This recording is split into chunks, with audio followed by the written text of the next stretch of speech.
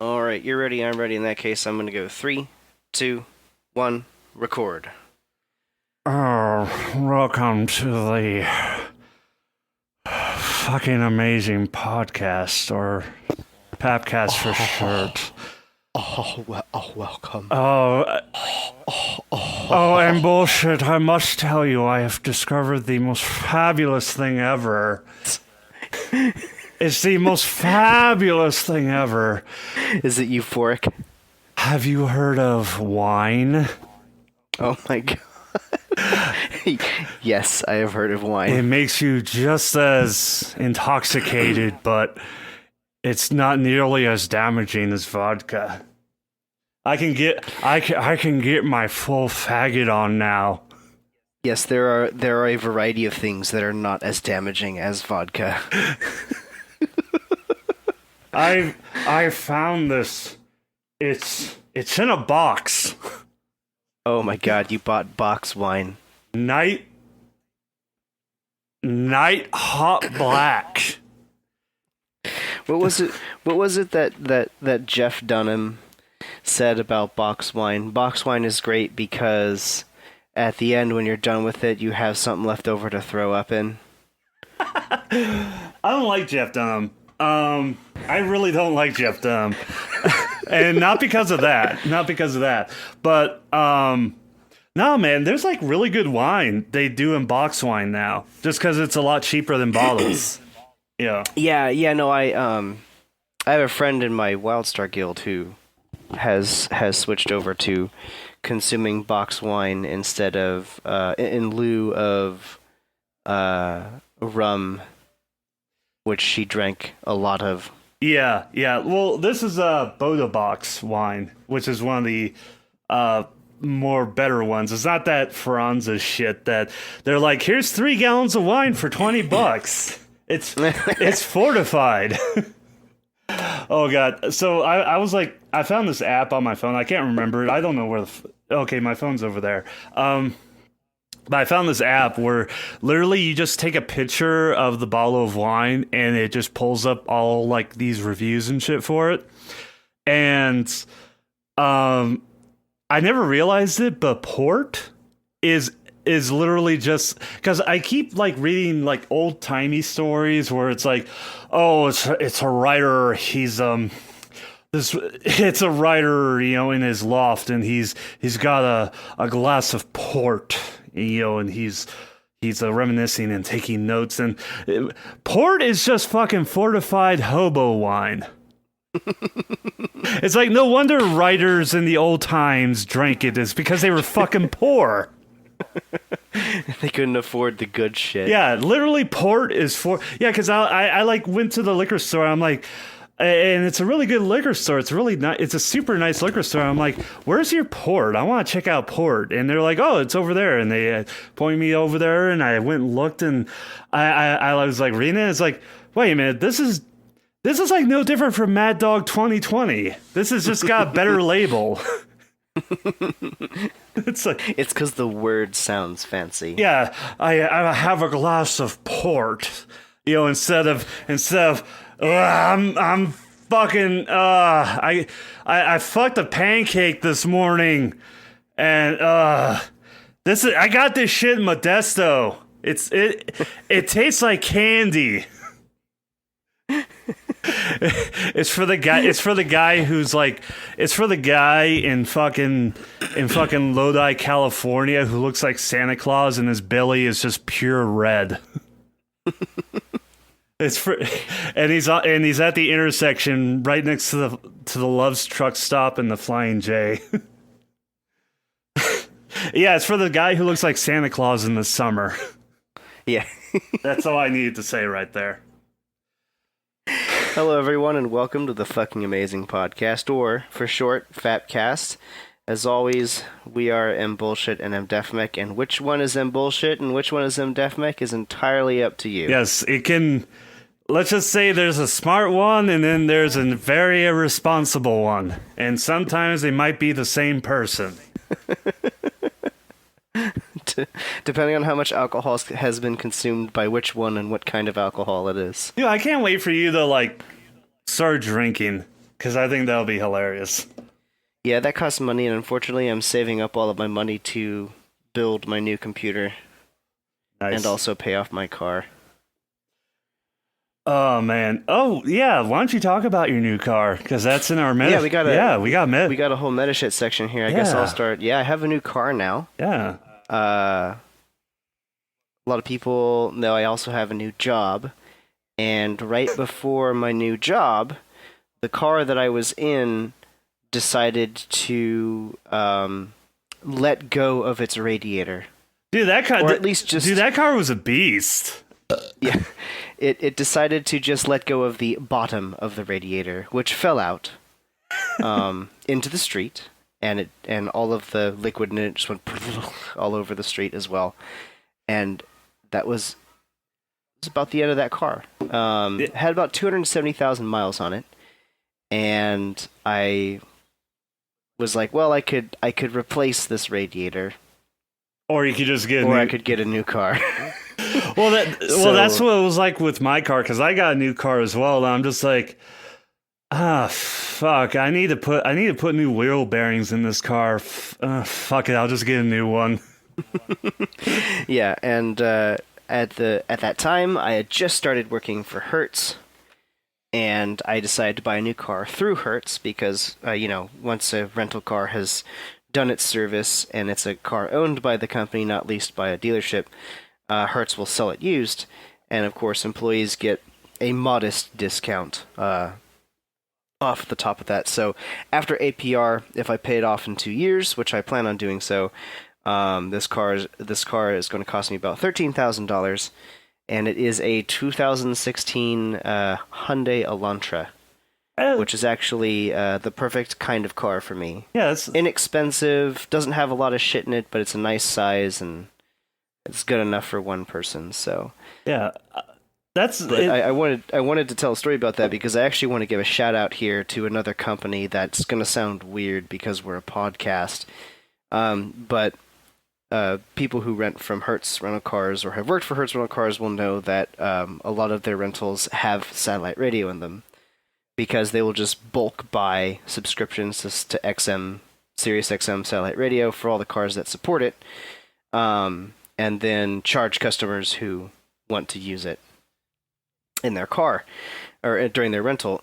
So the car that I got actually didn't have its subscription canceled because you can't really do that. Once you pay for a set number of months, that's it.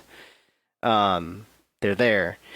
And when I purchased the car, because it was so new, it was one of the newer cars on the lot, it still had about 4 months of satellite radio subscription left in it, which I have been listening to and have enjoyed so much that when Sirius XM called me to tell me, congratulations on purchasing your new car, by the way, the satellite radio that's in there is subscribed, but it's going to go away in X number of months. Would you like to resubscribe? I said, yeah, sure.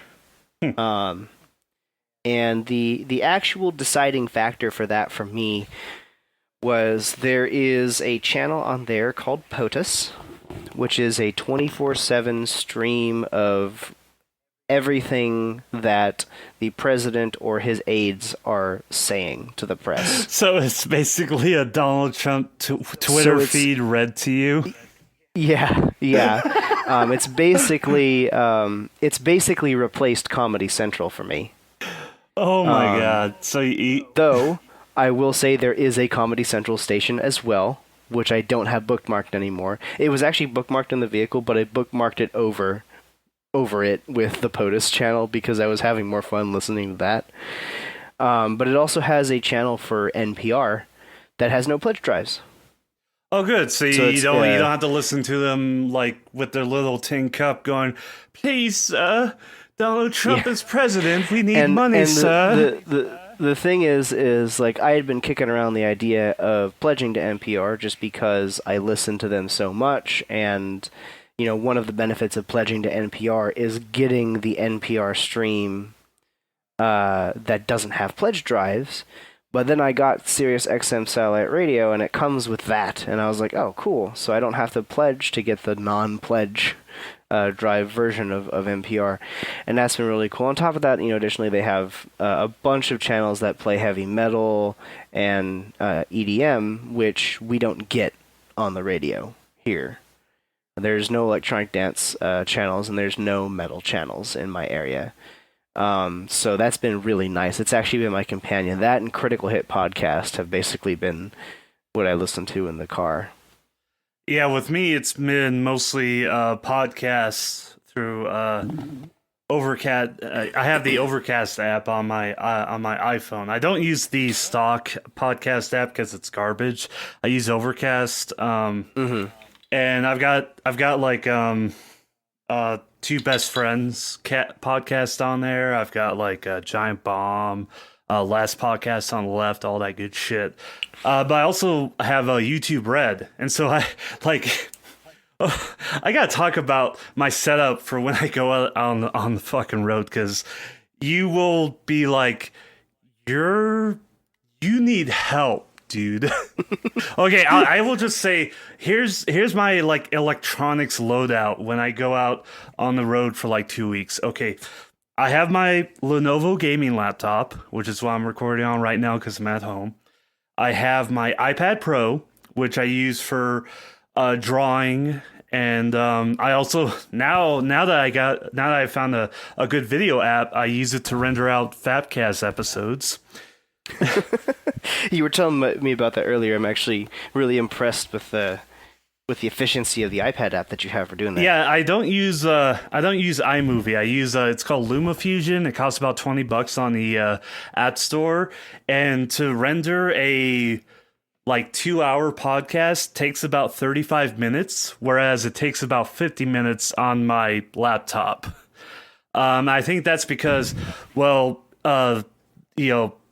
iOS is just super optimized, and the app is super optimized. And the apps are optimized, yeah. Yeah, and so it's able to dedicate all resources to it.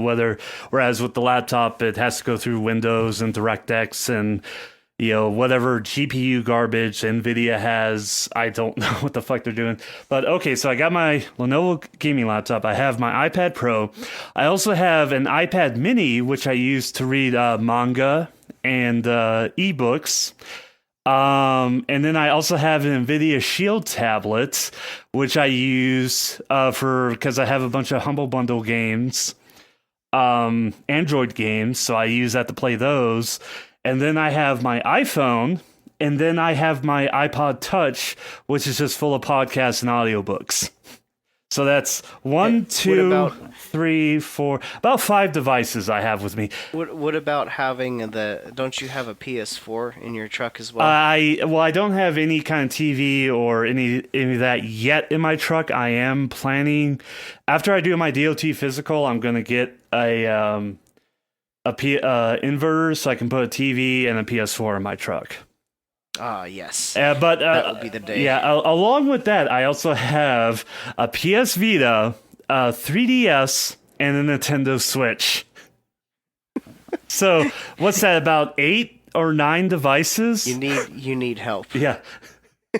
And on the iPad Pro, iPhone, and iPad Mini, I have YouTube Red. So basically, all the free space on that is just loaded with fucking YouTube videos from like all the. So there's like 300 gigabytes of fucking YouTube videos on my devices. Holy! I got fucking. Oh my god. Yeah, it's like okay, that sounds crazy, but you know what? I barely use any data out on the road because because you have everything already pre-downloaded. Yeah, I have everything already downloaded, so I just watch it throughout my trips, and then I come back and I download more shit. You load up more audiobooks and stuff. Yeah, I actually I got a fantastic audiobook for Stephen King's Lisey's story on CD that I found left in a rental car. Oh, you gotta the other talk. week. You gotta talk about. You gotta tell us more. Like you got. Well, Well, like, like I mean, you mentioned it to me. I don't know if you talked about it on the last podcast. You got a tablet now.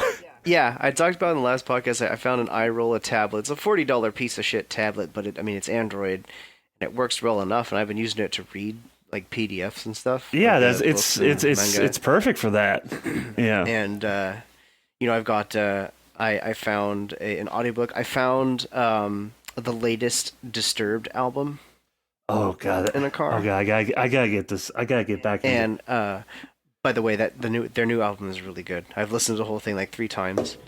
I've found flash drives, external hard drives. One of my external hard drives right now was actually an external hard drive that I found and wiped and reformatted. And you know those things that go into the cigarette lighter that have USB ports on them? Yeah, yeah. I have. 6 of them. Oh god, I have like 3 of those because they're Yeah, so fucking handy. I've found 2 that have 2 USB ports on them, and like 4 of just the normal ones with 1 USB. So I have like 2 in my car, 2 in my desk. And, like I gave one to my dad, like, and then all kinds of phone charging cables, aux cables, headphone extension cords, tons and tons of CDs, mix CDs that people have made. I found a Korean pop album, like a Korean hip hop dance album that I've been listening to. That I can't tell what band it is because I can't read the Korean, but they're pretty good. I found a box set of all the Beethoven symphonies. Dude, you found some really good. On CD. Well, and the great thing about you is that you can't really have like a lost and found because the people who leave that shit in there, they're like long fucking gone in like another state or country.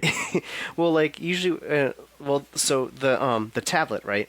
Yeah. Because usually, if it's something really valuable, we'll keep it. We have a lost and found. We'll keep it in our lost and found for 3 months. After 3 months, first come first serve, an employee gets to take it. But the tablet that I found in a car that had been returned to the airport and then given to us as an extra car for the day. So whoever rented that car was not even in the state anymore. Yeah. So I was like, oh, whatever, I'll just take this. Like, it's a $40 tablet anyways. They're not going to stress about it. Because the car itself was a Ford Fusion hybrid.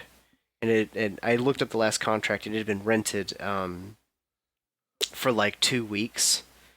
And the guy's bill was like over $3,000. And I was like, this guy's not going to notice this fucking tablet being Yeah, gone. I mean, if he's gonna fucking drop $3,000 on rental, he's not gonna care about $40 tablet. If he's gonna drop 2 weeks in a hybrid vehicle, yeah, he's got money.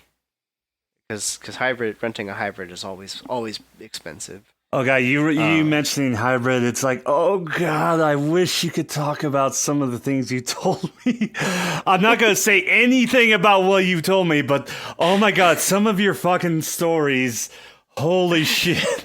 Okay, I will tell one. Okay. That is extremely funny. But I'm not going to give any specifics Well, about it. yeah, But, do not. So, our location where I work in Hertz, we're inside a hotel, and the hotel only has Hertz because the company that owns the hotel is one of the companies that used to own Hertz, and we have a deal with them, and we have locations inside them. It's a very nice location. I enjoy it very much working inside the hotel. It's a fantastic location. And then the big street that runs past the hotel, if you go down that street about 2 blocks, there is an Enterprise rental cars. And now that's not really surprising. Enterprise and Hertz often have their locations very close together because it encourages competition. And also because generally where there is a rental car place, that's probably a good location for it, so other rental car companies are also going to have a location there, right? But more than once, quite a few times actually, people have taken Enterprise rental vehicles and dropped them off in the hotel and given the keys to the hotel staff, thinking that somehow that car will make it back to Enterprise, just because on Google Maps it looks like Enterprise is so close to us. And depending on how far you're zoomed out, it actually looks like it's in the complex for the hotel. Now, I will say, because I've been to California many times, but I don't live in California. And this is a thing, like, especially in the Bay Area and I was about to say Las Vegas, Los Angeles, is that when you get into like very commercial areas, if you're not used to it, it's very hard to tell which parking lot belongs to who. Because there's so many like tree breaks and bush breaks because you guys put because it's obvious, you put a lot of breakers in there, to keep like, semi trucks and stuff out of there and also make the parking lot look nice. But it can be confusing if you're not used to it. Yeah. And so it's not really a big problem because the nearest Enterprise branch is very close to us, and usually if a car's left at our location, it's because it was intended to go to that branch. Yeah, so you just like call them up and say, hey, you got one of your cars here, come grab it. Yeah, that's what we do, and because this happens so often, I actually know most of the employees that work at the Enterprise branch now by name and some by face. So I'll call them, hey, one of your customers left an Enterprise car in our lot, and I have the keys here, but I mean, it's an Enterprise car, so I'm not going to get in it. I'm not going to drive it to you. I'm just going to keep the keys here. If you could come and get the keys and take the car away, it's in a Hertz parking spot, so we'd really like that parking spot to be filled with one of our cars. So if you come and get that, that'd be great. Here, come get your car back. And usually the answer is, oh, that was fucking dumbass, fucking stupid. God, didn't make me do extra work. Fucking.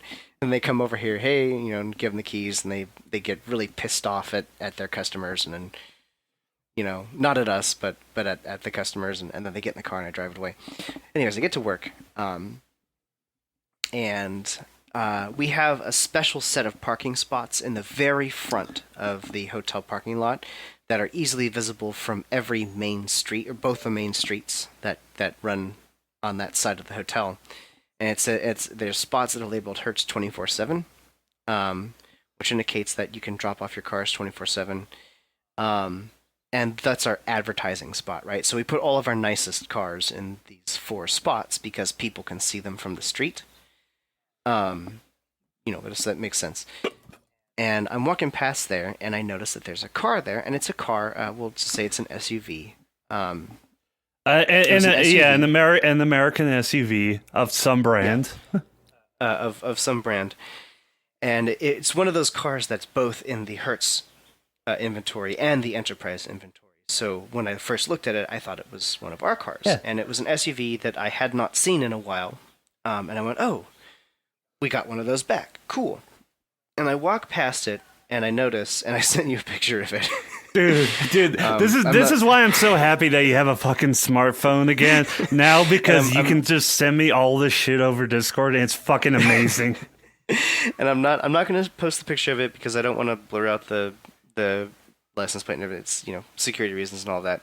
But anyways, the back window is one of those liftbacks. Had been bashed in like something fierce. And there was broken glass all over the street around it, and part of the inner window frame had also been ripped out and thrown on the ground. And then I'm standing there like, are you kidding me?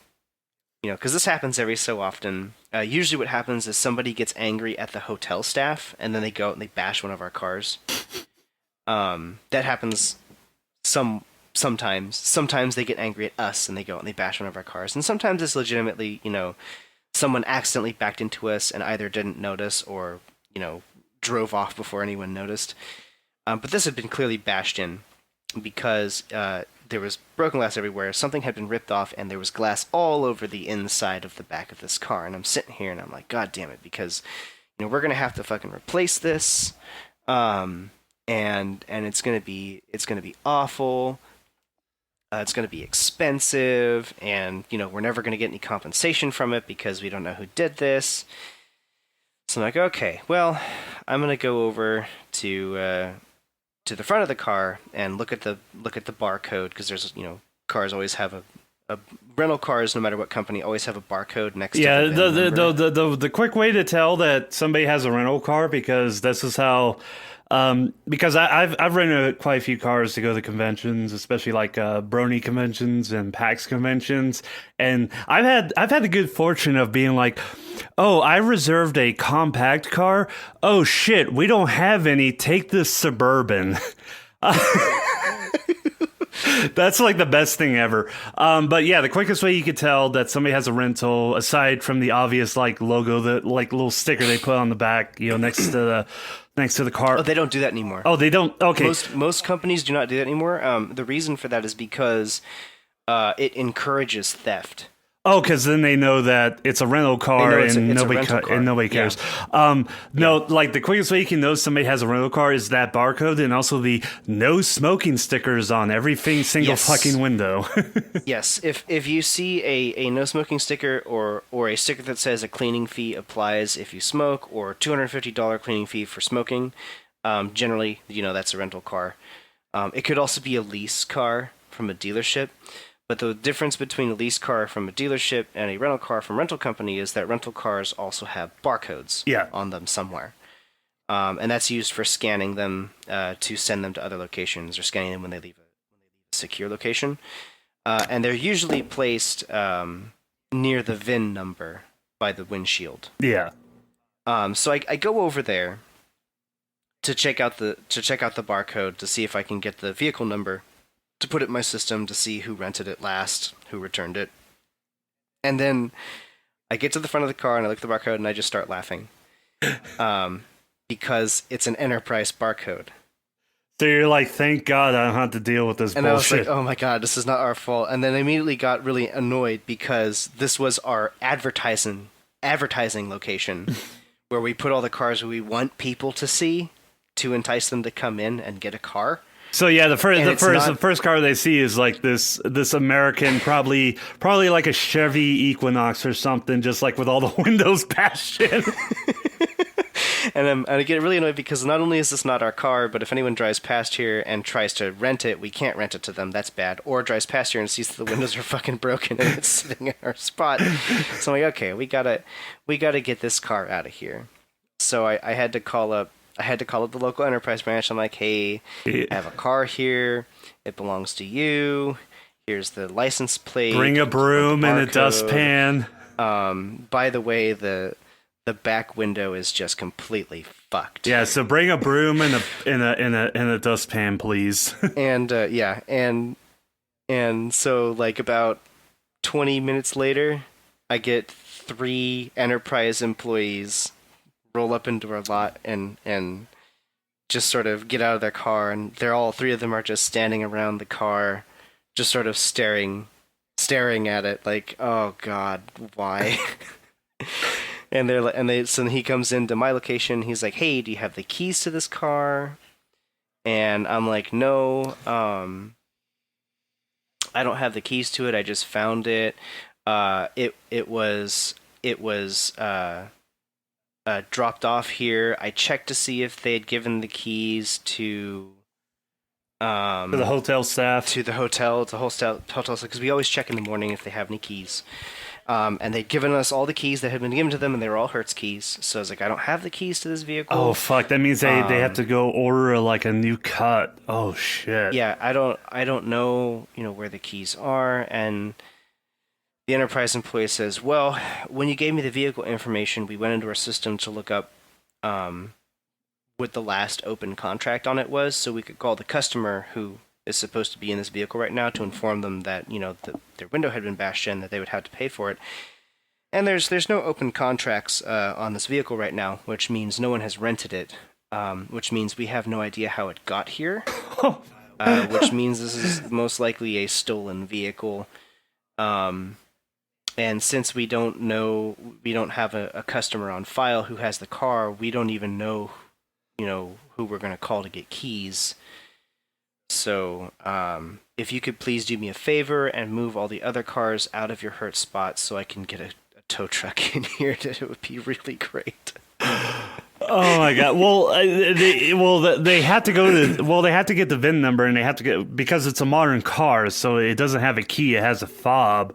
So they have to go to the dealership with the VIN number and order a new fob, which costs like Yes, now fucking $400. This particular model of car does have a manual key. And it's one of those ones that has a fob, but you can use a manual key to get in the driver's side. Yeah. Because it's not 2007, it's 2016 car that this one was.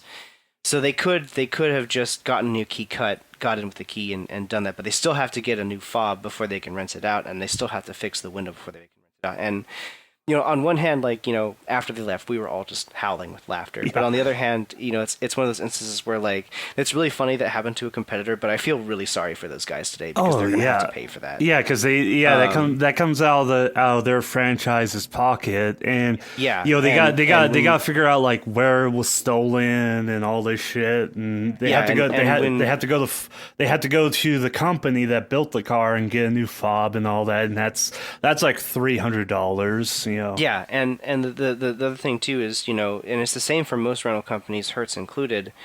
When a car turns up in your location damaged and it needs to be fixed, there's only two ways that can be paid for. Either you find out the location that rented the vehicle to the customer that did the damage and you give the vehicle back to them, or bill the rental to them, bill all the damages to them. You can do that. Because it's their customer that fucked up the car, and you shouldn't have to pay for that because the revenue of the location does determine what some of the employees' paychecks are, depending on your level of employment.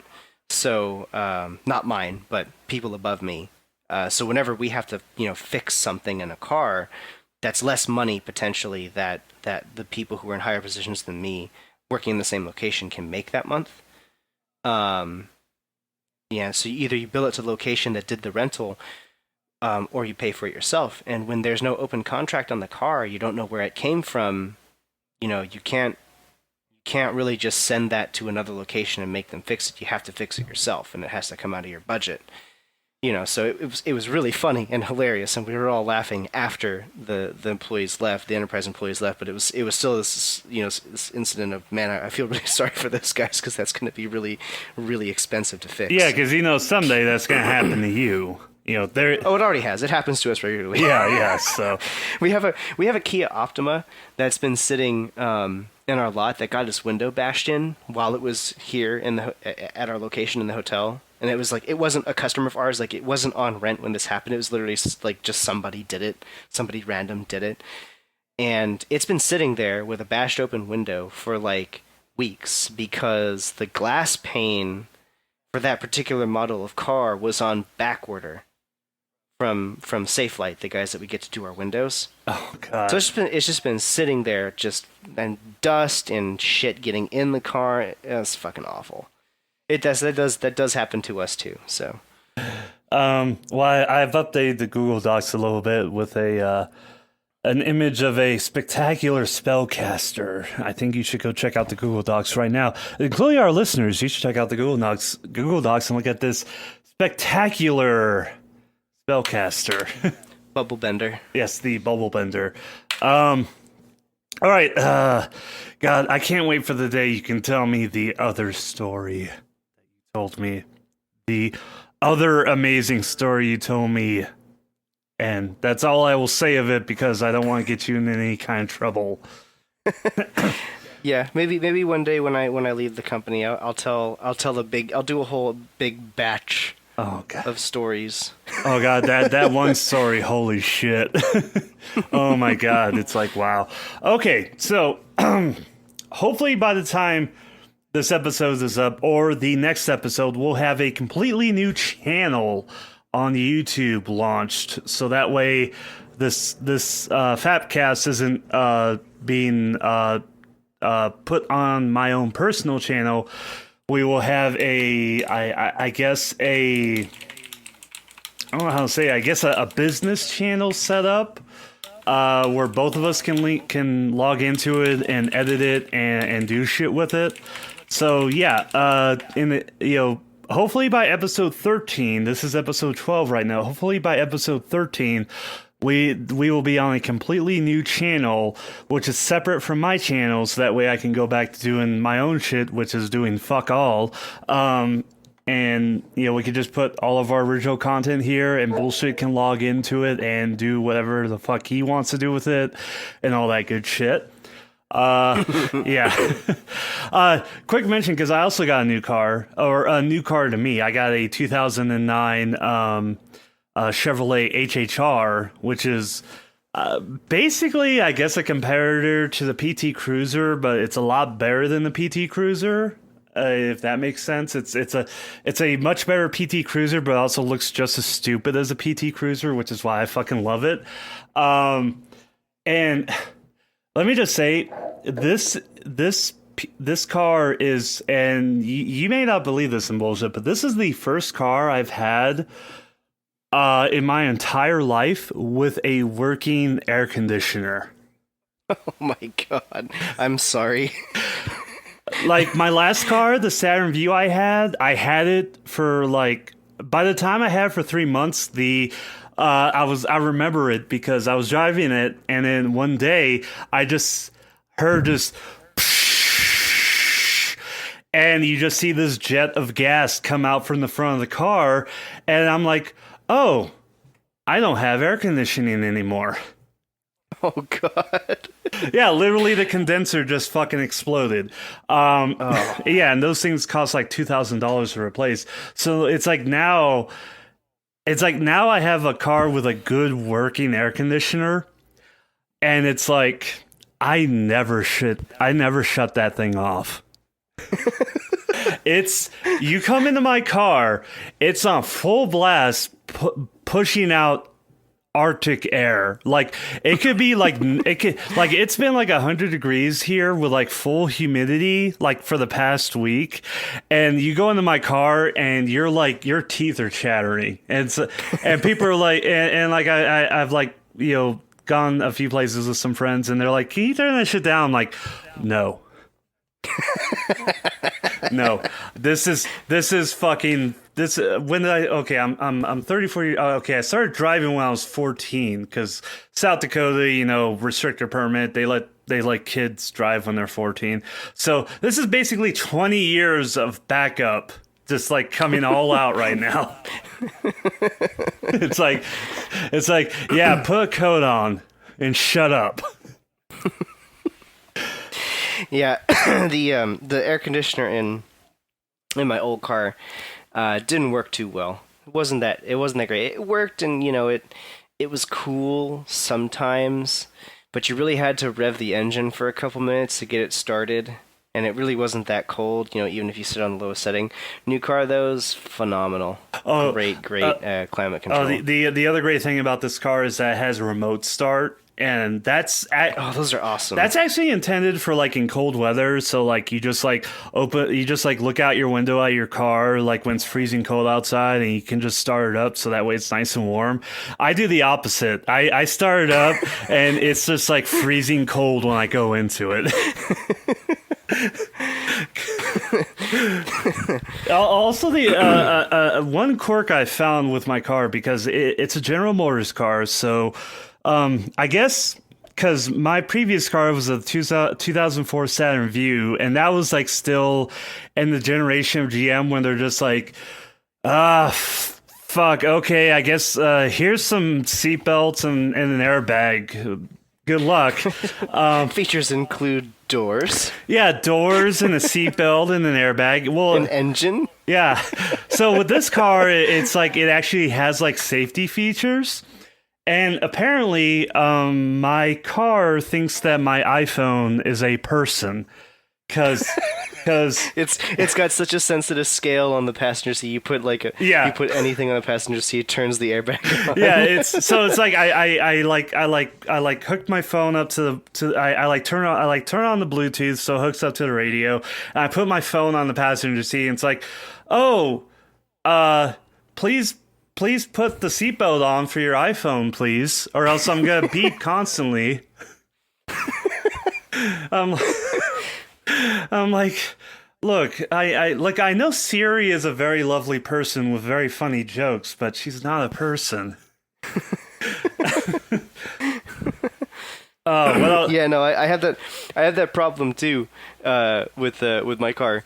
Yeah, but I mean, because I have rather heavy things that I'll often put in my passenger seat. So like, if I buy like a box of donuts, and I put it in the passenger seat, the dashboard would be like, "Put your seatbelt on, you dumb piece of shit," and I'd be like, "What?" Look down. I am wearing my seatbelt. What's going on? And then I'll realize, oh, it's the donuts, and they'll just reach over and put the seatbelt over the donuts. Gotta protect them. oh God. So, one other thing that's been going on. Actually, it's with my truck, my Volvo. I guess because I've been truck driving for a good well over 10 years now, so I guess I'm technically a veteran now. And so I have a really nice truck, and I know it's a really nice truck, but one thing I've been kind of having a problem with, especially going out to California and Nevada, is that when I stop at like a Flying J or something to get fuel and just to like take a break, tour buses will pull in, and they're full of like tourists from like Japan and Korea and China. Mm-hmm. And they don't come up to me directly, but usually when I'm getting fuel, I'll have like a good 30 or 40 tourists like taking pictures of my truck. And it's fucking weird. It's like I know it's a very nice truck. It's a very nice truck. I keep it clean, I take good care of it, but it's just like it's fucking weird because I know like because especially with like the Chinese tourists, because they basically have their own separate internet, and I'm just like there's like hundreds of pictures of my truck like whatever their version of Facebook is, and it's just so fucking weird to me. It's like one of these days I'm gonna be like on Instagram or Twitter or something, and I'll see my fucking truck on there with a bunch of fucking moonspeak there. I'll be like, what the fuck is life, dude? Because it's like, I mean, they don't do it. I mean, they'll do it when I'm there, and I don't mind it. I don't care if people take pictures of my truck. I'm not that fucking paranoid. But still, it's like when you have like 40 people at a time take a picture of your truck, it's a little It is weird. It is weird. It's like I don't know. Maybe I'm some kind of fucking truck. Maybe they play like American truck simulator in China, and there's like a Steam Workshop mod that has like my truck in it or something. And a character reskin that's just you. It's like here's a fucking dumpy American truck driver. All right, let's get into this main topic. I got one more. You got one more? Yeah. You got one more? Yeah. Sorry, I missed it. I rediscovered Bandcamp. I kind of fell out with the Bandcamp scene, like right around the time I kind of like chilled on the whole Brony fam. Which, speaking of which, I've been catching up on MLP episodes with Netflix because Netflix now offers offline viewing. Oh yeah, I just caught up to the latest season of MLP myself. Yeah, so I've been catching up to it. And all that good shit. And one of the things that like I was really into was like a lot of the music, and which is what got me into Bandcamp a lot. Basically, what I'm trying to say is I'm falling back into Lap Fox and like San Renard, and I know like they kind of fell out of favor when all those sexual harassment allegations came back in, kind of ruined their reputation. And now looking back at it after a couple of years, you're like, maybe some of those accusations were kind of dubious. We don't know. But, they still been making music. They're still doing their thing. And I basically just been listening to a lot of fucking Lap Fox again. And what I will say is, while his music isn't like groundbreaking or like above like what the mainstream shit is, or what or anything that like the Neil Drop would review, it's just that with Lap Fox, when I listen to some of his music, I'm just like really fucking happy. It's just I feel really good listening to his music. So I guess what I'm trying to say is like, you know, if you want to, you know, go back. It's not bad to go back and listen to like Laugh Fox. If you think they are a sexual harasser or what, or if you are dubious of the accusations now that it's been a few years and no actual evidence has been presented for it, go back and check him out.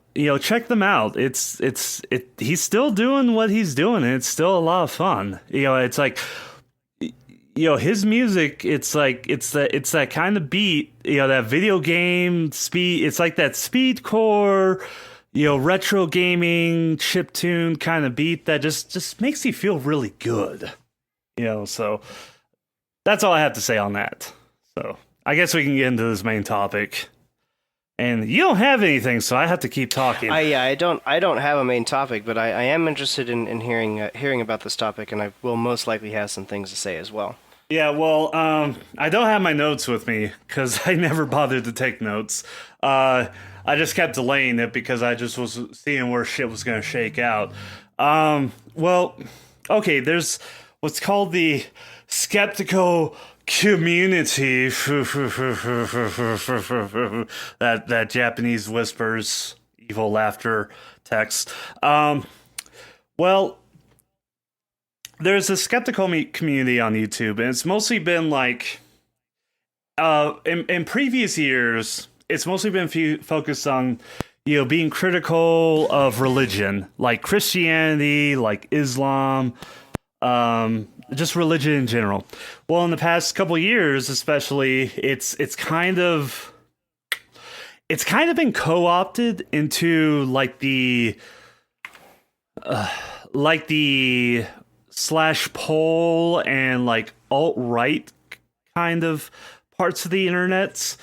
And I just want to say, okay, cut to the chase. The skeptical community is fucking garbage these days. Because it used to be all about, critical thinking, criticizing religion, criticizing bunk science, like people like Logic on YouTube or the Armored Skeptic going after, religious nut jobs who and criticizing what they have to say, going after like flat earthers and truthers, and and then going on to like people like Thunderfoot. I'm hoping some people know who Thunderfoot is, and him debunking shit like miracle water filters or like this. Oh, what was that one thing?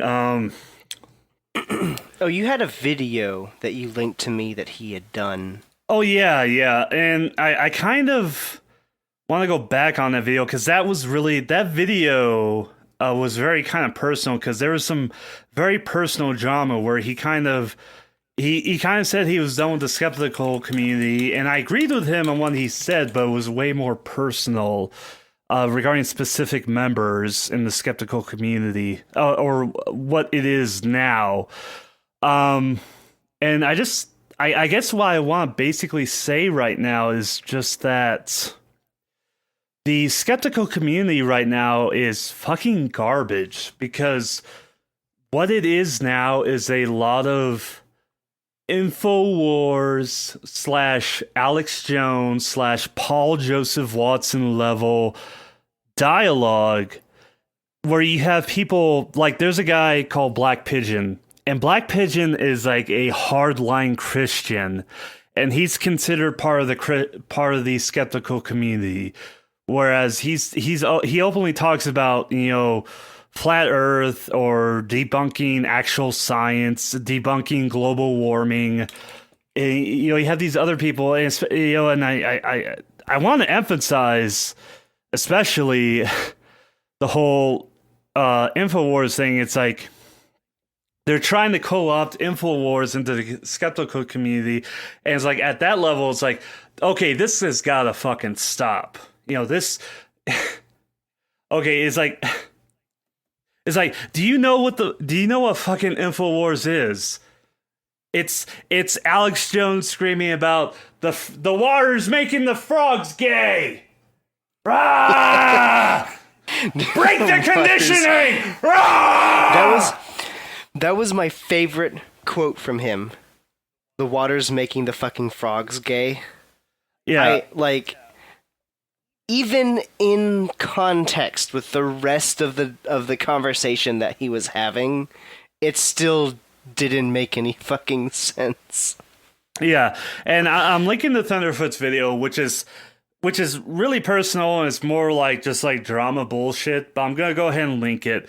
Yeah, go ahead. Just put it in the show notes. That's why I'm quitting the skeptical community. I'm also gonna find Armored Skeptics video, and a couple other videos I'll throw in here as well. And it okay. There was a very big Twitter fight like last week.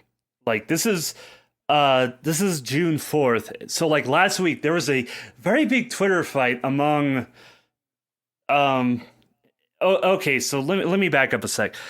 This is a really weird position because you got people in the skeptical community like or who are okay, I'm going to stop using skeptical community. You have skeptics like Logix, like Creationist Cat, like Thunderfoot, who just, really get into like criticizing religion, criticizing bad science, which is, all good, them and like Armored Skeptic doing all that good shit.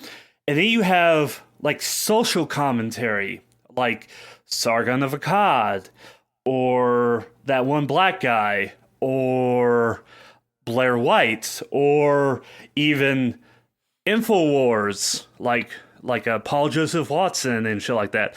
And for somehow these two separate things, like these skeptics who were very in criticizing religion and emphasizing science, and these people, criticizing, current events and social justice and stuff like that, somehow got co-opted together, got mixed up together, and it's just like now stuff is starting to contradict each other.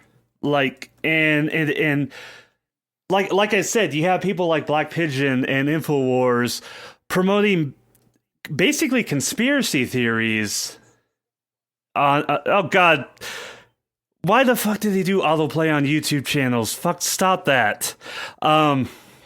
So you have two completely separate things being co-opted into each other, and there's just so much contradictory things going on. And that's why you have a lot of people saying they're leaving the skeptical community, because there's just all this shit going on where the skeptical community now includes InfoWars. And what happened last week was and it happened last week, especially with Thunderfoot, because Thunderfoot put out these videos, caused a huge stir, caused a lot of drama, and people were talking about it, and people were saying, look, the Young Turks, which is a left-wing media outlet, is more legitimate than InfoWars. And when people started saying that, holy shit, the things fucking get out of hand. The people get pissed off. Because the Young Turks, okay, the Young Turks is a left-leaning, very left-biased media outlet, and I've always been heavily critical of them because they're like very far left, and also their name, literally, the Young Turks, could be like the Hitlerjuden. Because if you know about the history of Turkey, the Young Turks was a political movement in Turkey during and after World War I, which spearheaded the Armenian massacre in Turkey. All those hundreds of thousands of Armenians that were killed, that Turkey refuses to recognize, were spearheaded by a political group called the Young Turks. And so this media outlet is called the Young Turks, named after the Young Turks, And so that's like where people have been really critical of them. Like the greatest way to shut down whenever the Young Turks go to like a school or something to have a debate or talk is to start asking them about the Armenian genocide. That shit gets shut down very fucking fast. But still, they do legitimate news reporting. They do legitimate investigative journalism, and people were like, look. People were like, "Look, the Young Turks are a more legitimate news source than Infowars," and that got a lot of people very, very fucking angry. And that kind of just brought to the surface this fact of what the people who make up the skeptical community these days are in no way skeptical at all, because they have bias. They have an obvious bias. They have an obvious motive to further a certain narrative. I would say that Infowars does have a lot of skepticism in it, but it's not directed quite at the same thing as what the actual, quote, skeptical community was focused on. Skeptical community has always been focused on things like conspiracy theories, flat earthers, debunking fake science, and things like that. Now, Infowars as a site does focus on debunking things, but it's not that kind of thing. You know what I mean? Yeah. Well, it's not really what they debunk doesn't really have anything to do with what the old, I guess that's what I'll call it now, the old skeptical community does. It's just there's just a lot. It's just been inundated with a lot of drama and conspiracy and just paranoia. Especially in light of recent terrorist attacks that have been happening, and that just fuels a lot of paranoia, and it's really dragging in a scientific community into current events where it does not belong. It's sort of like the old this happened years ago. This happened like in 2009, 2010, where there was this thing called Atheism Plus, where there were certain people in the atheist community who wanted to co-opt the atheism movement into feminism. And it really failed spectacularly because atheism focused strictly on being critical of religion and being critical of bad science promoted by religion. It had nothing to do with feminism. And that's not entirely true. There are feminist things inherent to atheism, where atheism is critical of religions that oppress women. Yeah. But they are different movements. They are completely different movements. And you can't co-opt one movement into another, because it's for the same reason that if you were to have, it's for the same reason that at fighting game tournaments they have different rooms for Super Smash Brothers and Street Fighter. You don't put those communities together. Yeah. You don't do that. Yeah, they have some similarities, but they're really not the same at all. And I guess with this video, I just want to point out that the whole skeptical community, and I'm doing air quotes right now, is in a real fucking mess. It's in a complete fucking mess. And really what you can do is just instead of just blindly going with Sargon of Akkad or Creationist Cat or Armored Skeptic or Thunderfoot, is just really think for yourself and think about, okay, this is what's important to me. Let me watch and engage with the people who share similar interests with me. It's like, okay, I think that, let's say, okay, I am an atheist. I think that all religion is inherently wrong and inherently manipulative and inherently abusive to its followers. Okay, I need to follow Armored Skeptic and like Logic. Or you could be, I think that 9/11 was an inside job. I think that chemtrails are real. Blah, blah, blah, fucking blah. All right, go follow fucking Black Pigeon and InfoWars. Have fun with your dumb shit over there. Please just stop. Please just stop co-opting everything together. You don't need to fucking do that. Please stop it. Yeah, it just aware too. Be aware too that cynical political and or religious groups will try and co-opt everything. Yes, it's not. That is a historical constant. Look at Christian holidays. Yeah, just look at for example, let's look at feminists and social justice warriors. Look at how they try to co-opt everything. They try to co-opt video games and comic books and movies. Okay, they try to co-opt everything. It's fucking annoying. It's like, Jesus fucking Christ, just fucking chill out. Okay, let's realize something. Religion's trying to do the same thing. Other people are trying to do the same thing with different things.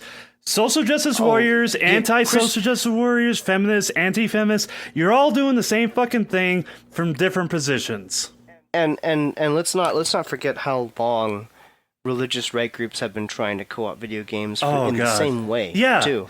Yeah, it's like, oh, you complain about Gone Home and that one fucking video game by that one developer that quit the industry because it's like, oh, our game failed. We blame all the men for it.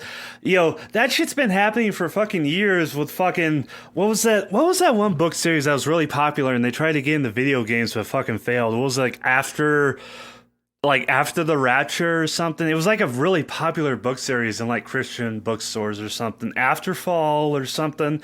They tried to get into video games and they fucking failed because it's like, because the audience isn't there for that. Yeah, the audience isn't there for that. It's like, I mean, the audience is there, but it's smaller than would have justified sales. Yeah. And that's the thing. Is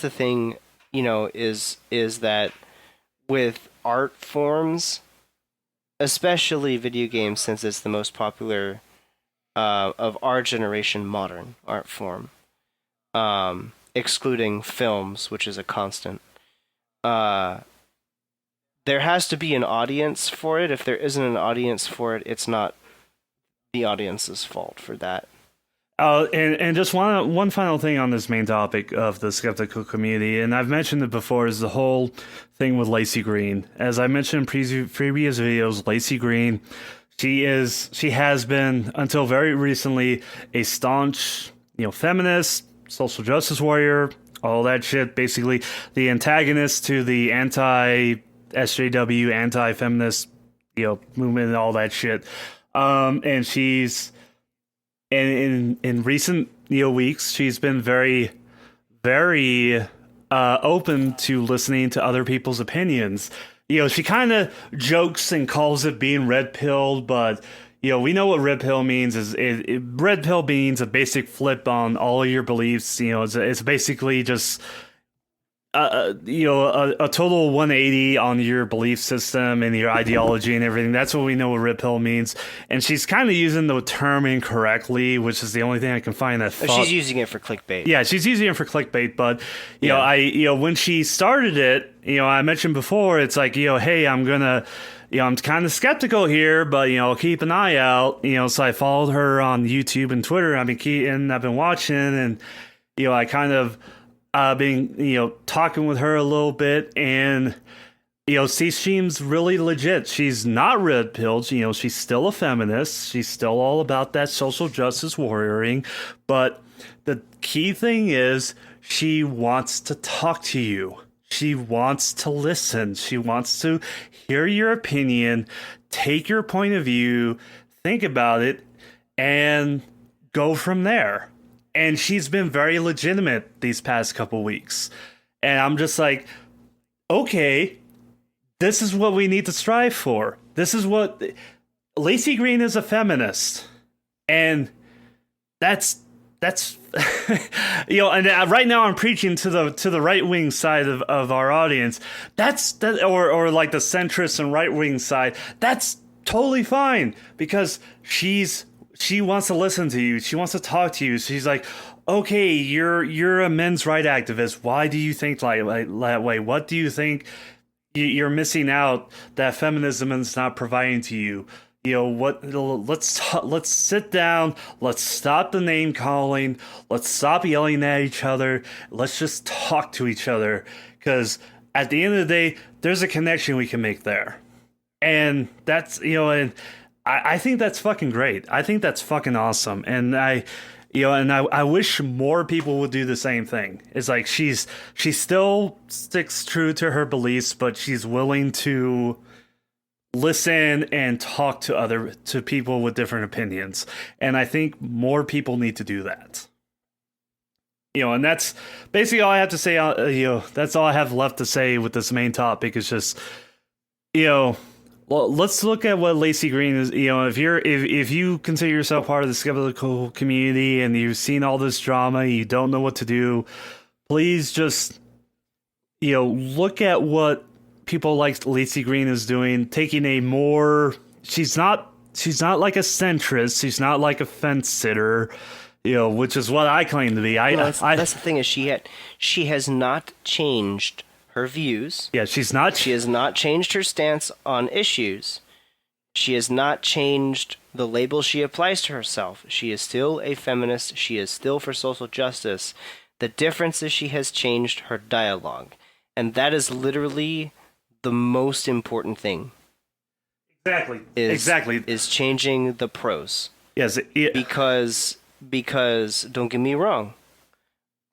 Personally, I am for a lot of issues that are talked about in the social justice community. Personally, I do consider myself a feminist. But the problems I have with either side of the arguments are entirely to do with dialogue and prose. And I'm the same way. I consider myself a humanist, and I consider myself, a very hard centrist. I know these days is a lot. It's really fun. It's the thing to make fun of centrists because there's this whole thing of like, oh, centrists think they're better than everybody else because they don't have an opinion. It's like, no, I don't think I'm better than anybody else. It's just I can't just buy into anything immediately. I consider myself a humanist. It's like I want what's best for everybody, but there's a lot of work in doing that, and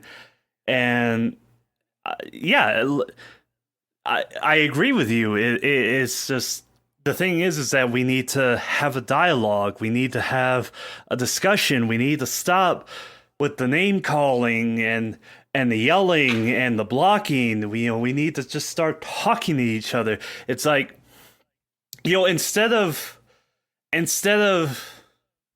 okay, I'm gonna stop right there because I was gonna mention some in regards to the recent terrorist attacks in Portland and Manchester and London. I'm gonna stop right there. That's for a different episode. But I just want to say I agree with you in bullshit. We have very different political, religious, and ideological viewpoints, but what is most important is having a dialogue.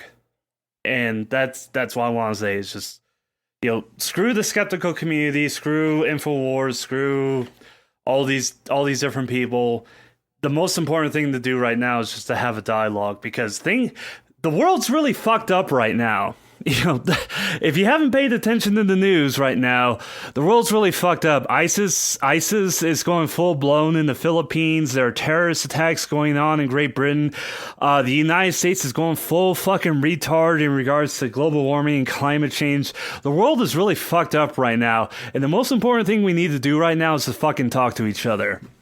And that's what I think is the most important thing you need to take from this whole fucking retarded drunken rant I'm doing right now. Is just, instead of just blocking or trolling, just fucking talk to each other, please.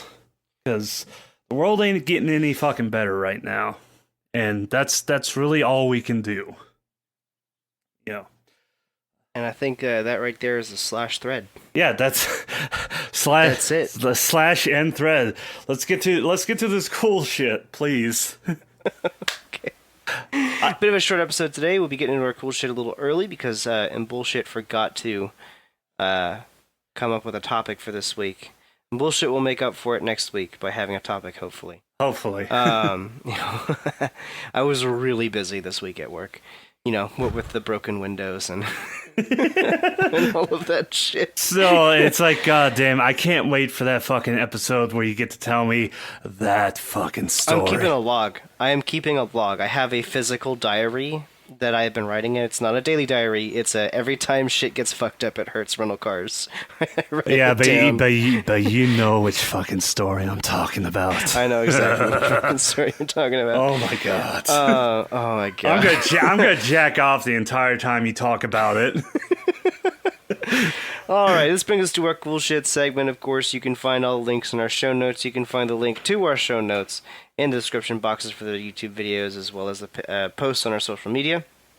My first piece of cool shit this week is sort of a two-part thing. It is a video from Diddy.it that someone on Tumblr reblogged and I found. I don't know who the original poster of this video is, but Diddy.it is a phone app that will take something you type in and it will sing it to the tune of another song, of a song with the backtracking.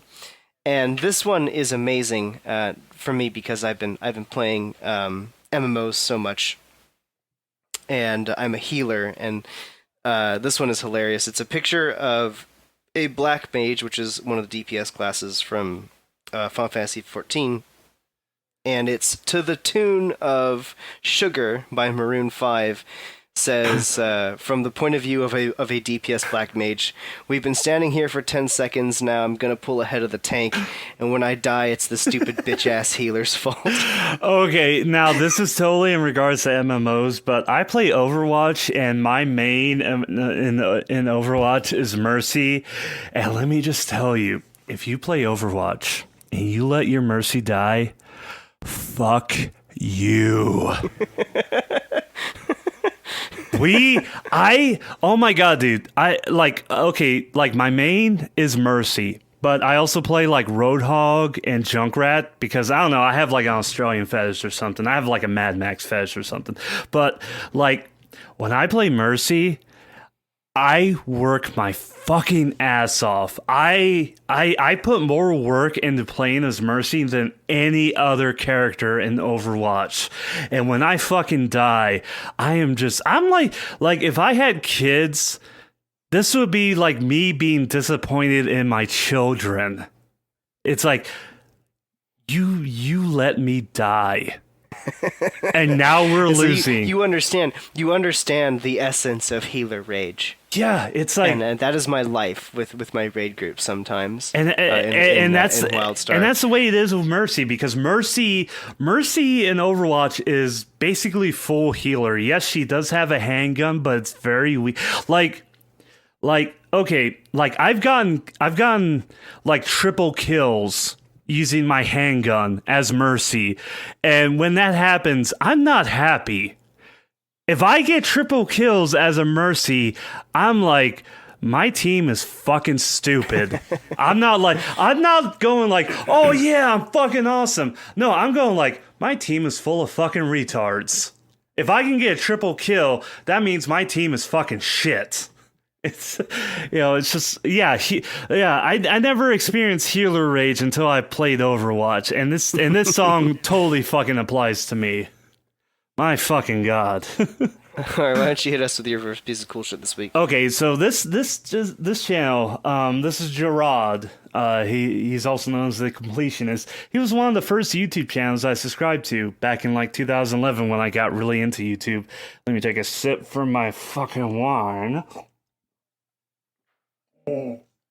Okay, let's go. So the Completionist, he does video game reviews, but unlike other plebs or casuals, over at Polygon or Edge magazine, he actually completes the games. He 100%s them. He gets every single trophy, every single achievement. He gets 100% on everything, and so with some games it's over 100%. He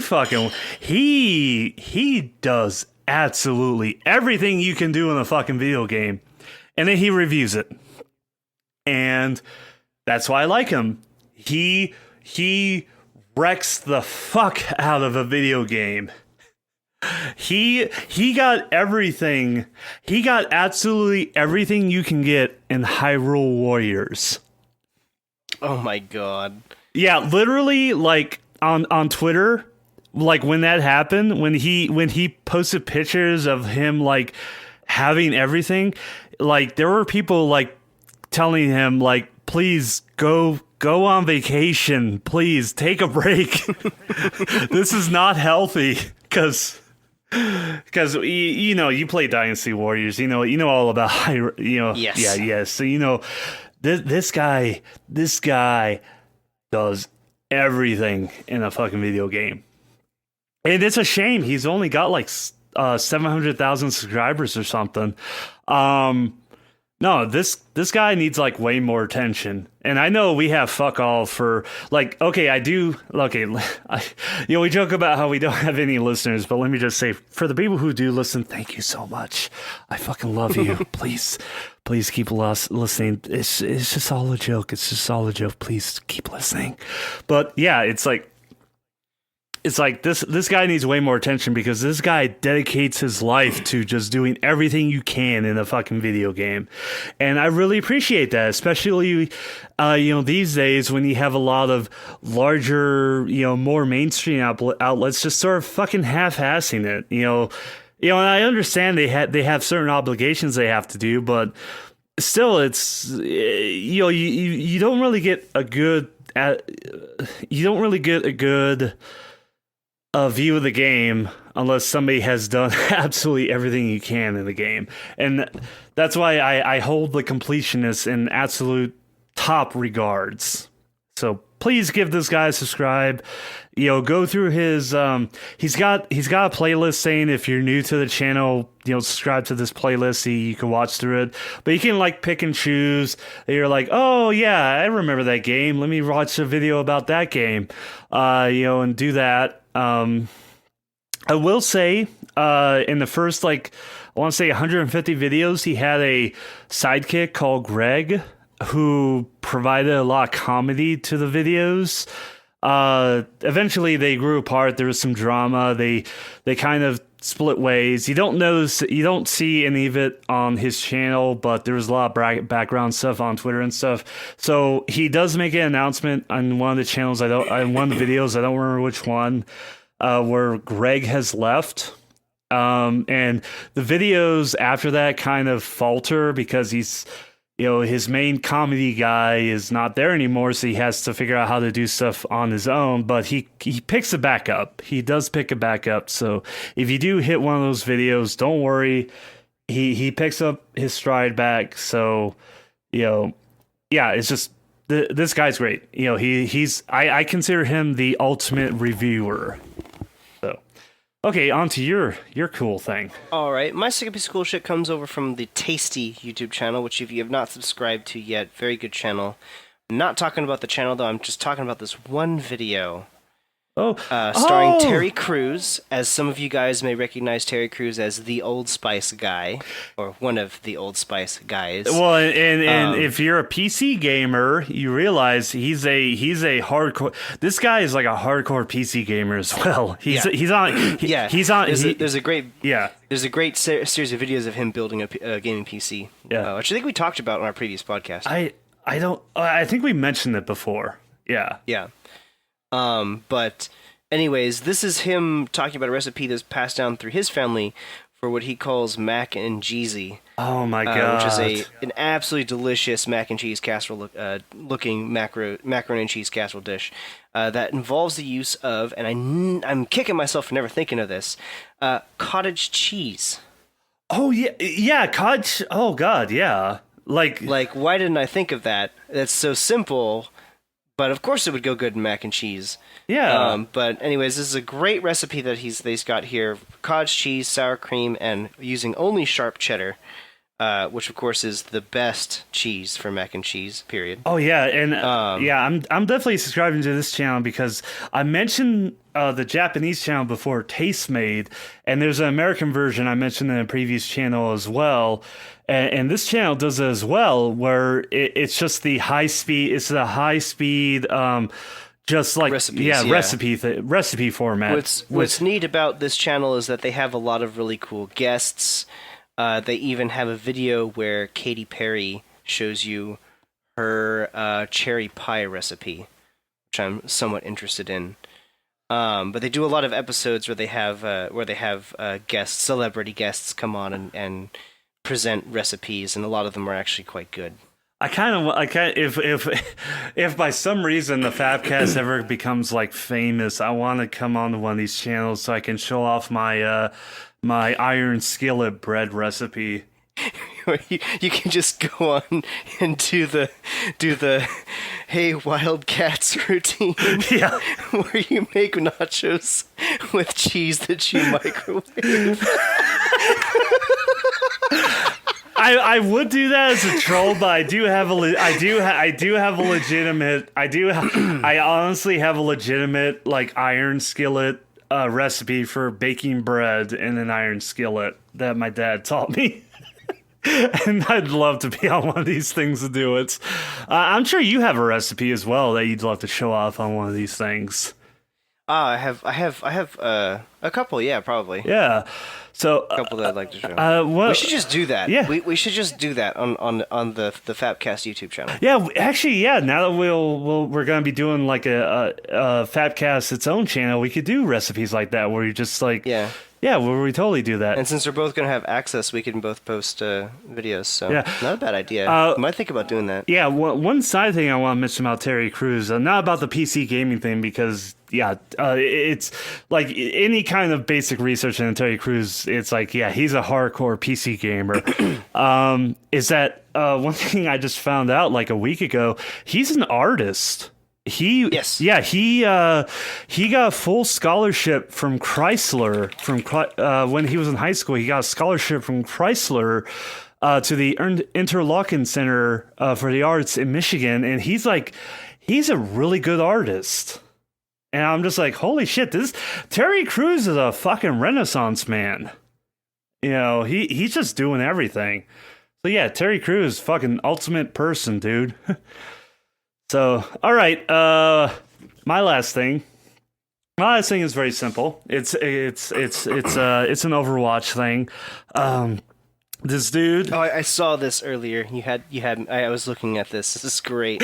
Yeah. So basically, all this dude did was he took the model sequences for the highlighted intros in Overwatch and imported them into the Unreal Engine, and then put the Tracer model on top of them.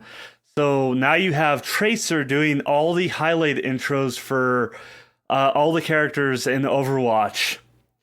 And it's fucking terrifying. It's very off-putting to see. I think the most obvious off-putting one is the ones for Winston. Because Winston's jawline is obviously one of an ape and Tracer's a human, so it's just fucking horrifying. But my favorite one is for the Roadhog, because there's one of Roadhog's highlight intros is him where the camera zoomed in on his gigantic gut and the tattoo on his gut. So it's just like him like and just him jiggling his giant gut. So you just have like this fucking spider Tracer like jiggling the air. That and the I can't remember his name. The one who's explosives. Junkrat. Junkrat. The Junkrat ends are hilarious because Junkrat's body proportions are way different from Tracer's. So it like stretches her legs into like these noodles, and it's just fucking creepy.